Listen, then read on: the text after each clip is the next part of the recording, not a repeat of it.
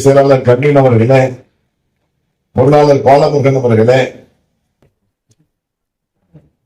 அண்ணன் ஜெயராமன் அவர்களே, இளைஞரணி மாதவன் அவர்களே, பாபு அவர்களே, காலத்தின் கட்டாயம் இப்பொழுது அந்த தொய்வுகளை போக்கி செயல்படுவதற்கு அற்புதமான நிர்வாகிகள் கிடைத்திருக்கிறார்கள். இதை பயன்படுத்திக் கொண்டு சேலையூர் கேம்பரோடு வியாபாரிகள் நலச்சங்கத்தை உற்சாகத்தோடு நீங்கள் செயல்படுத்தி இங்குள்ள வணிகர்களுக்கு என்ன தேவைகள் என்பதை புரிந்து கொண்டு அவர்களை தேவைகளை பூர்த்தி செய்யக்கூடிய நிர்வாகிகளாக நீங்கள் செயல்பட வேண்டும். ஒரு நிறுவனத்திலே ஒரு சிறு சாமானிய வணிகனுக்கு கூட ஒரு பாதிப்பு என்று சொன்னால் அவர்கள் வந்து உங்களுக்கு சொல்ல வேண்டும், அதற்கு பின் செல்ல வேண்டும் என்று எண்ணாமல் அந்த கடையிலே ஒரு பாதிப்பு என்று சொன்னால் நீங்கள் எல்லாம் ஓடோடி உடனடியாக உதவிட வேண்டும். அப்படி உதவுகின்ற பொழுது அருகில் இருக்கின்ற வியாபாரிகள் பார்ப்பார்கள் இந்த சங்க நிர்வாகிகள் எப்படி செயல்படுகின்றார்கள், மிக அற்புதமாக செயல்படுகிற நினைப்போடு வரக்கூடிய ஓராண்டு நிறைவு நடத்துகின்ற பொழுது இந்த அரங்கம் நிறைந்து வலிந்து கொண்டிருக்கும். அதில் எந்த மாற்றமும் இருக்காது. உங்களோடு முன்னாள் மாவட்ட உறுப்பினர்கள், இன்னார் மாவட்ட உறுப்பினர்கள், அனைத்து நிர்வாகிகளும் உங்களோடு பகிர்ந்திருக்கிறார்கள். இங்கு வருகின்ற மேடைக்கு வந்த வியாபாரிகள் எல்லாம் பல முழுந்து வியாபாரிகளாக இருக்கிறார்கள். முன்னாள் நிர்வாகிகள் எல்லோரும் இணைந்து இருக்கிறார்கள். ஆகவே இந்த வியாபார சங்கத்தினுடைய நிர்வாகிகள் எதற்கும் அச்சப்பட வேண்டாம்.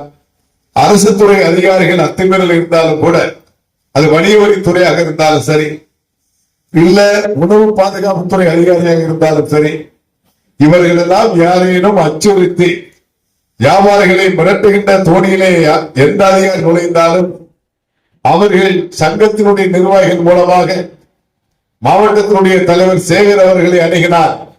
அதை எதிர்கொள்வதற்கு தமிழ்நாடு வணிக சங்க பேரமைப்பு மிக உறுதியாக இருக்கிறார். எந்த வியாபாரிகளுக்கும் எந்த அச்சுறுத்தல் ஏற்பட்டாலும் அதை தடுப்பதற்கு பேரமைப்பு தெளிவாக இருக்கிறார். ஆகவே இங்குள்ள வணிகர்கள் அதை பகிர்ந்து கொண்டு புரிந்து கொண்டு பயன்படுத்திக் கொள்ளுமாறு கேட்டுக் கொள்கிறேன். ஜிஎஸ்டியிலே 4 அடுக்கு 2 அடுக்காக மாற்றப்பட்டிருக்கிறார். அது மீண்டும் தொடர்ச்சியாக நாம் வலியுறுத்த இருக்கிறோம். ஒரு முனை வழியாக அதை அமல்படுத்திட வேண்டும் என்பதிலே தமிழ்நாடு வணிக பேரமைப்பு அர்த்தம் தந்து கொண்டிருக்கிறார். அதை தாண்டி சாமானிய வணிகர்களுக்கு மத்திய அரசினுடைய மூலமாக ஒரு ஊக்கத்தொகை தந்திட வேண்டும் என்ற கோரிக்கையை வலியுறுத்துகிறோம்.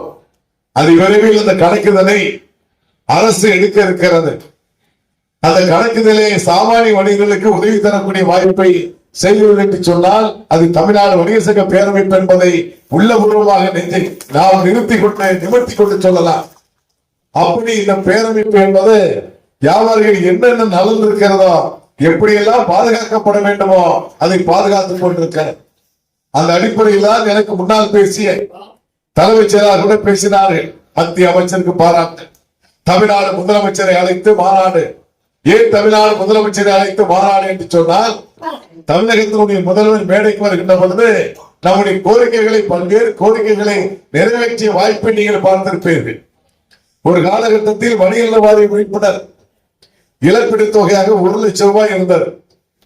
அதை தமிழ்நாடு வணிக சங்க பேரமைப்பு 3 ஆண்டுகள் முன்பு முதலமைச்சரை திருச்சிக்கு அழைத்த பொழுது 1 லட்சத்திலிருந்து 3 லட்சமாக உயர்த்தி கொடுத்தார்கள். மீண்டும் இந்த ஆண்டு மதுராந்தகத்தில் நடைபெற்ற மாநாட்டிலே மீண்டும் முதலமைச்சர் அழைத்த பொழுது 3 லட்சத்தை 5 லட்சமாக உயர்த்தி தந்திருக்கிறார். இதுவே பல்வேறு சாதனைகளை நாம் சொல்ல முடியும்.